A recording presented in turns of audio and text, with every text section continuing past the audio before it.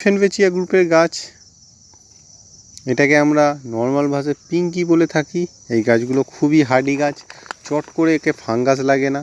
এই ধরনের ডিফেনভেচিয়া গ্রুপের গাছ আপনি যদি করতে চান তাহলে কিন্তু প্রথমে এর মাটি প্রিপারেশনের ব্যাপারে বলি।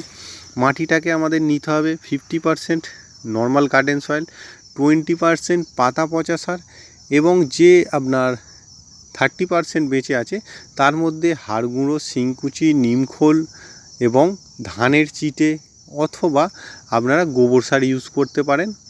তো এইভাবে যদি আপনারা মাটিটা তৈরি করেন তাহলে গাছ কিন্তু এই ধরনের জেল্লাদার। এবং দেখুন শীতকালে আজকে আপনার ডিসেম্বরের 15 তারিখ এবং গাছগুলি নতুন এখনও কিন্তু শুটস বেরোচ্ছে, নতুন নতুন পাতা আসছে, তার মানে গাছটি এখনও ডরমেন্সিতে যায়নি।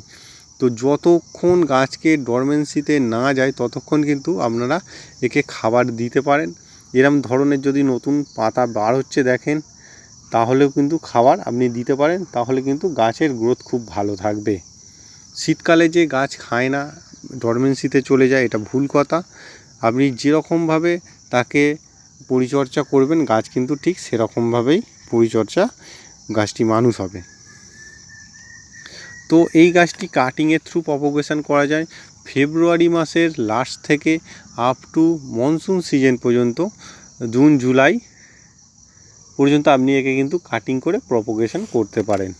তো কীভাবে করতে হয় এই সব গাছকে প্রপোগেশন, একটি চারা থেকে অনেক চারা কিভাবে করবেন, ডিটেলস ভিডিও আমার চ্যানেলে দেওয়া আছে, আপনারা দেখতে পারেন। নমস্কার।